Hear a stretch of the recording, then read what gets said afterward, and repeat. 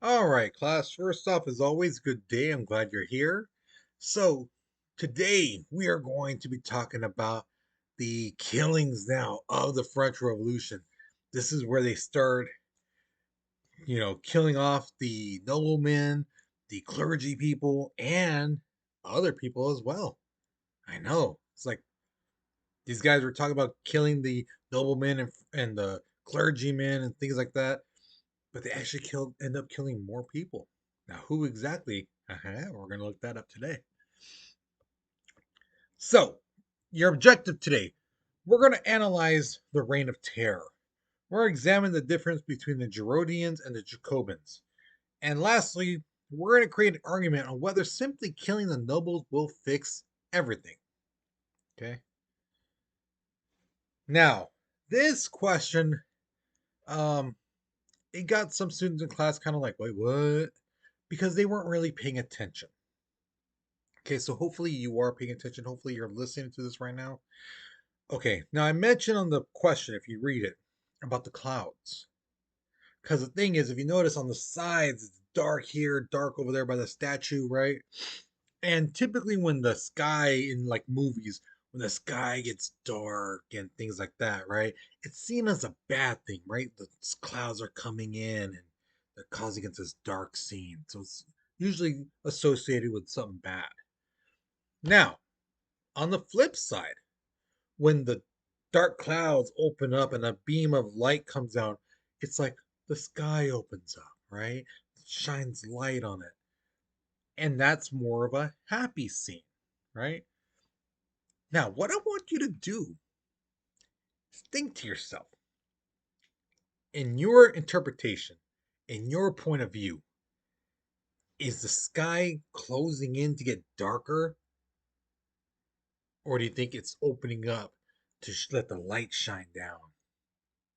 So is it getting like a bad scene? Or is it like, oh, this is perfect. This is what we want.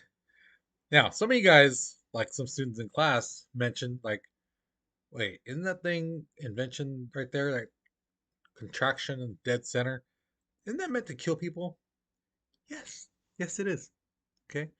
Um, so with that, and if you notice, like one another student said about the people, how many people are there? And one young lady basically told me, well, what did the guy do? Is he innocent or guilty? Well, here's the thing. I kid you not. This is exactly what I told her. The guy who's about to be killed, I bet you he thinks he did nothing wrong. But to the people, oh no, he's guilty. Same thing with like people in jail right now. You ask any of them, oh no, I didn't do it. I'm innocent. But more likely there's evidence that proves no, they weren't. You know. So again, people can say, "Oh yeah, no, I'm good. I'm all right. This and that. I'm innocent. I never did anything bad." But did they? It's all a matter of perspective. Okay, so from your perspective, is this the clouds coming in, getting darker? Like these are bad days that are going to be happening soon, or the light is coming in and this is going to be glorious and better things for the people and stuff like that. Okay, so hopefully that explains it a little bit better. Um, because again, some students seemed confused by it. So, okay. So go ahead, write your response because we're moving on in three, two, one. So, September 1792, a newly elected national convention began to meet. These guys are new politicians, okay? Um, what I mean by new is that they're actually pretty young. Two-thirds of them are under the age of 45. Now, that's pretty young for a politician, you know. But again, these guys did have some political experience. They weren't just out of the straight off the streets and stuff like that. These guys knew politics and stuff like that, how things worked, so that. But no matter if they were over the age of 45 or younger, almost all of them did not trust the king. Even people who supported saying the king saying, we shouldn't kill him. Even they were kind of like, we shouldn't kill him, but I don't trust him. You know. So September 21st, 1792, the National Convention comes with its first major decision, and that's to abolish the monarchy and establish a French republic. So they're like, get rid of the king and the queen, get rid of them, and let's have a government of the people. Like, all right. So now there are two major groups, political groups, clubs, however you want to call it. The first one's the Girondins, all right, and the second one is the Jacobins. Okay, now these guys, the Girondins, they felt that you know the king should be kept alive and in power in a sense until they have absolute control, until the National Convention people have total control over everything. And that means the military, the food situation, the cops, the stop the rioting, things like that, that they control it all. Okay. Then once they do, then yeah, get rid of the king. You know, the Jacobins, however, felt, no, we should just kill the king right now. You know, because if we keep him alive, people who want a king are going to be like, well, we should do something. We should try to get him out of jail and things like that. And yeah, this is just going to cause people to want to bring back the king. So might as well kill him, get rid of that option. Okay. Well, the Jacobins get their way.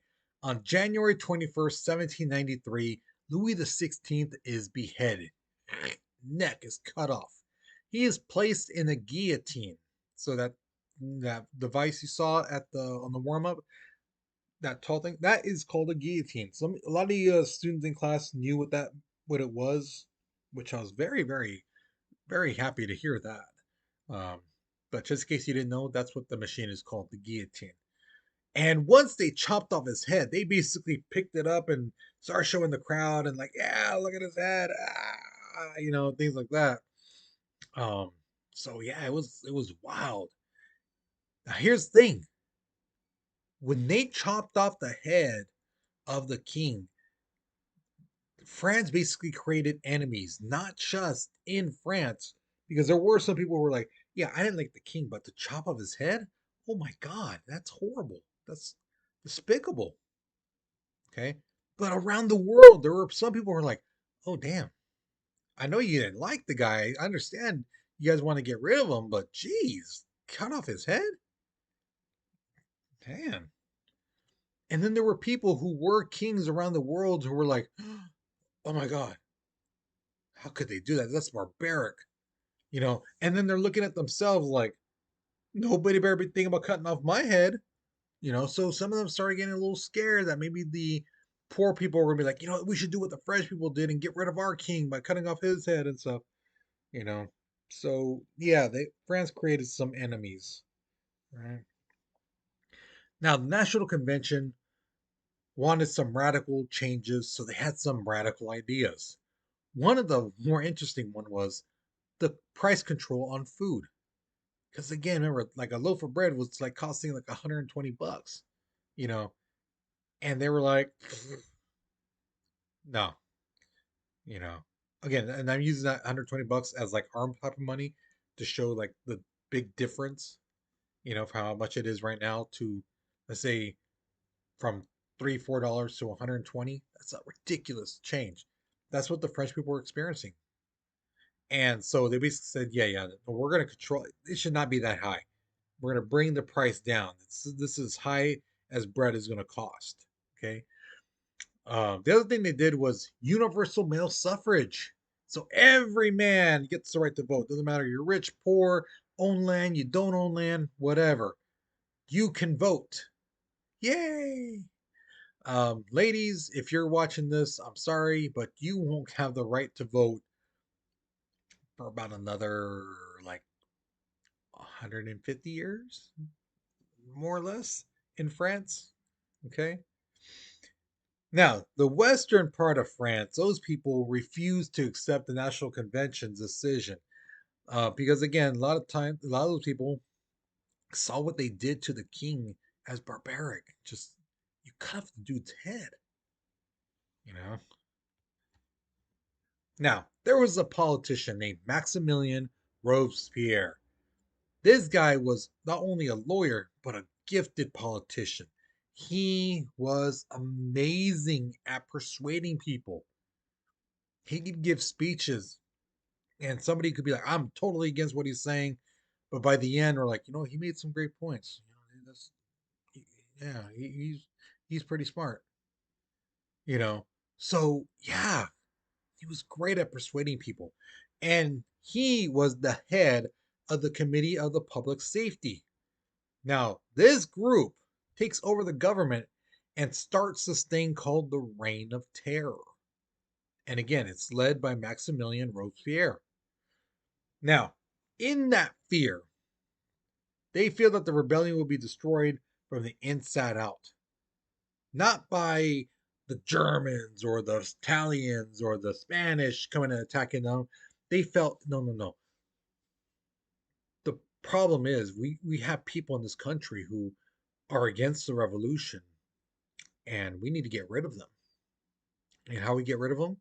Through violence, kill them. So, uh, 40,000 people were killed during the Reign of Terror. And some people were considered traitors or counter revolutionists. They'd be like, well, why, we didn't see you at the rally the other day. Oh, well, I was sick. I wasn't feeling good. Oh, really? You were sick. Right. Right. Yeah. Well, you're feeling so much better now? Yeah. Yeah. So, yeah, they were kind of getting crazy, a little nuts. And as explained in class, some people even try to get rid of their rivals, people they didn't like, by telling the Committee of Public Safety, you know what? I heard my neighbor guy, you know, he's talking about like long live the king and things like that, and wanting to bring back the royal family. Yeah, you guys should check him out. And that's what they would do. They'd bust in the house, grab the person, and take them off, and basically force them to admit that they are traitors and things like that. Now, executions were held throughout France. They weren't all in just one little place. They were scattered about. But the only place that had the executions were in towns that supported the convention. These guys were the towns that said, yes, chop off the heads of the rich people, the king, and all them. So they're like, okay, since you support us, we're going to bring the beheadings to your town. And they did. They killed people like Marie Antoinette, the queen. They chopped off her head. Um, she had a little friend named Olympie de Goss. Killed her too by uh, guillotine. Now, these revolutionary armies were set up to control rebellious cities, cities that were like people were saying, no, no, this is wrong. The killing the noblemen and stuff like that, la la la. So one of these towns was called Lyon. They rebelled against the Committee of Safety and National Convention, saying basically, hey, this stuff what you're doing is wrong. Just chopping people's heads off and stuff like that. That's horrible. So what they did was they executed all 1,880 of those people in that town. Just killed them. Now here's the thing. Um, as time went on, and they're chopping heads, chopping heads, chopping heads, um, they felt, this guillotine thing is taking too slow. On average, they're killing about 13 people an hour. Yeah. So almost like 3 minutes per person, a little over 3 minutes per person to cut off their heads and things like that. It's actually more like 4 minutes. You know. Now here's the thing. Why did it take so long? That's what one of my students asked me some time ago. Why did it take so long? Well, because you have to remember, when they're cutting off the neck, that big old chunk of metal, the blade, is hitting bone after bone after bone from the neck. Right? Bah, bah, bah, bah. hitting that spine. Um, the thing is, after a time, the blade becomes dull. Doesn't it starts to bend? It's not as sharp. So, as far as I read, as I've found out in my research, the most times they had to like bring the axe up and down was 3 times. They had to bring it up, you know, bah, and it stuck into a person's neck. They said, "Oh, let's do it again, one more time. Bring it up, gah." It didn't cut the neck completely. It's still like right here, so the head's still attached, and they're like, person's like suffering. So like, oh, bring it again. Raise it up. Then that finally did the job, because again, the blade was so dull and bent, it didn't make a clean cut. Okay. So again, because it took so long to kill so many people, they decided to use this thing called grape shots, which is what you see in this little bottom picture. Those are small iron balls that they would put in like a cannon, and they'd line people up in front of a big ditch, and then they shoot those little iron balls out there. And as you see in that top picture, that's one of the grape shots going through someone's head, clean through, as you can see. So imagine these little iron balls being shot at you right through your stomach and your chest, and things like that. Yeah, it's going to do some damage. Okay. And then they would just throw all the bodies inside that big, ditch area. It's a mass grave. Okay. Now, did they just kill the noble people? No. They killed all kinds of people. So it wasn't just the rich and noble. The church people, the clergymen, the nobles only accounted for 15% of the total people killed. The other 85% were just common people, people that were considered traitors and things like that. And, so again, they didn't really kill that many of the noblemen and the clergymen, but the average person, you bring them on, kill them. Okay. Now, here's the thing. This is the thing that makes me laugh. The people in charge of all this killing, the Committee of Public Safety, were telling people who were like, "Oh my God, it's so horrible that you're killing all these people." They basically go, "Hey, wait. Listen, we're not going to continue this forever. We're just going to kill the people who are against the revolution. That's it. And then once we're done, it's over. This is only temporary. We're not going to keep killing and killing and killing." Now, here's my question to you. Do you think that with the death of those 40,000 people, the noblemen, the clergymen, and all that stuff, do you think that the French people's problems will be over with as it was promised at the very beginning? Remember when they said if we get rid of these noblemen, the clergy, things will get better for us? Do you think that's true? Do you think all their problems will be over with? Why or why not?